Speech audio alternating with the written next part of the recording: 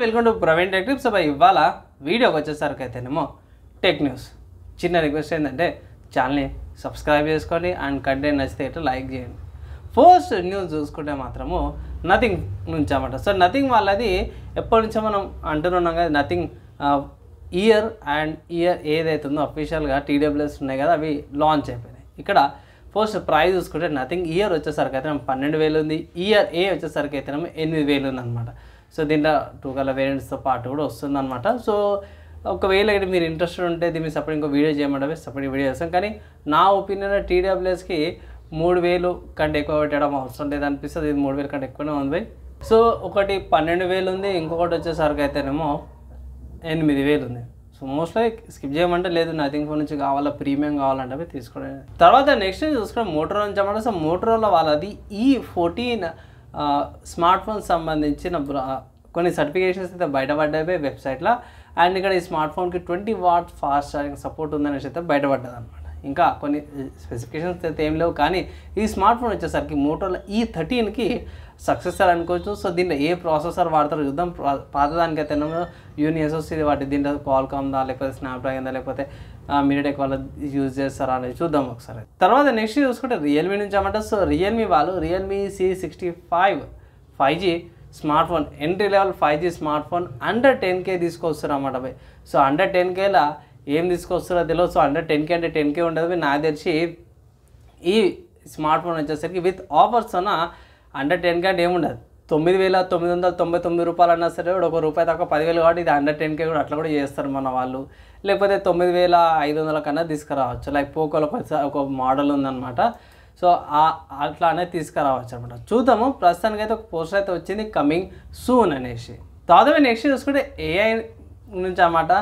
మీరు అనొచ్చు, అన్న దండం పెడితే మేము ఏ న్యూస్లో వద్దా అంటే ఏం చేస్తాం కదా తమ్ముళ్ళారు, అందరికీ AI ఇప్పుడు అంతా హవా అంతా AI మీద ఉంది కాబట్టి నేను కూడా ఏం చేయలేను. ఈ న్యూస్ అయితే మీరు చూస్తే మాత్రం ఇంకా షాక్ అవుతారు. ఏంటంటే లాజిటెక్ వాళ్ళది కొత్తగా మౌస్ అయితే వచ్చిందనమాట. సో ఆ మౌస్కి మన వాళ్ళు AI బటన్ని కూడా తీసుకొచ్చారు అన్నమాట. దేవుడా ఏంటంటే ఆయన అయితే తలకాయ నొప్పి అనుకుంటే ఇట్లా ఇక ఏం చేస్తాం పోయి లాజిటెక్ కూడా సపరేట్గా తీసుకొచ్చారు. సో స్పెసిఫిక్గా ఏంటంటే లాజిటెక్ వాళ్ళది M750 మోడల్ అన్నమాట. సో దీనికి సపరేట్గా AI బటన్ ఉందన్నమాట. సో ఆ బటన్ నొక్కగానే మీరు chat replies, messages, chat GPT లాంటి మెసేజ్ చాటింగ్స్ అవన్నీ చేసుకోవచ్చు అంట.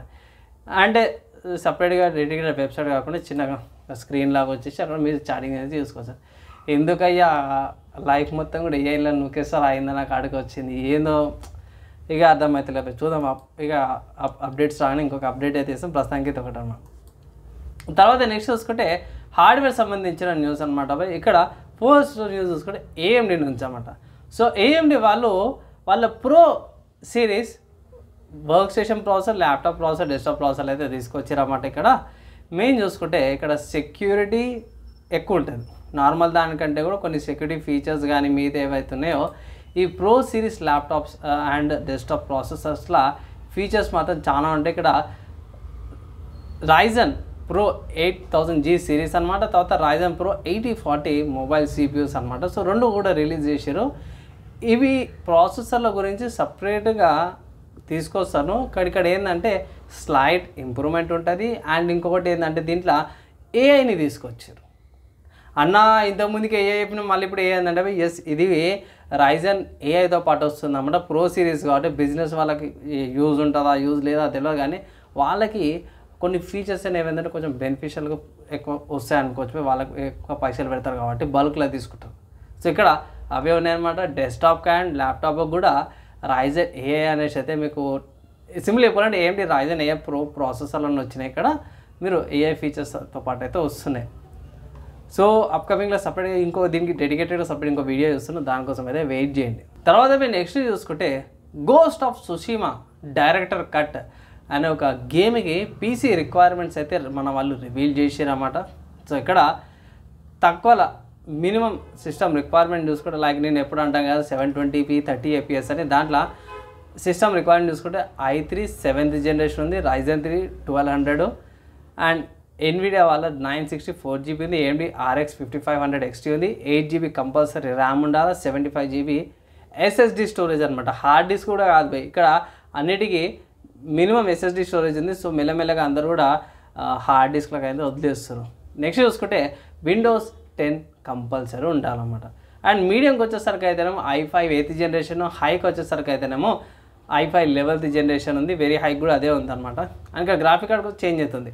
మీడియంకి వచ్చేసరికి అయితేనేమో NVIDIA వాళ్ళ 2060, Radeon RX 5600, హైకి వచ్చేసరికి అయితేనేమో 3070, అండ్ AMDకి వచ్చేసరికి అయితే RX 6800, వెరీ హైకి వచ్చేసరికి అయితేనేమో 4080, అండ్ AMDకి వచ్చేసరికి అయితేనేమో RX 7900 XT అనమాట.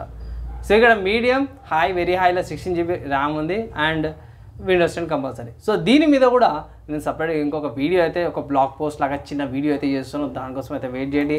తర్వాత గేమ్ న్యూస్ చూసుకుంటే స్టీమ్ అనే వెబ్సైట్లో మెట్రో 29 రీడక్స్ అనే గేమ్ ఉంది బై, దగ్గర వచ్చి 10 సంవత్సరాలు అవుతుంది. స్టీమ్ అనే వెబ్సైట్లో 150 రూపాయలకైతే గేమ్ అవైలబుల్ ఉంది. ఒకవేళ అయితే మీరు పర్చేస్ చేసుకోవాలంటే అవి ఈ గేమ్ పర్చేస్ చేసుకోవచ్చు.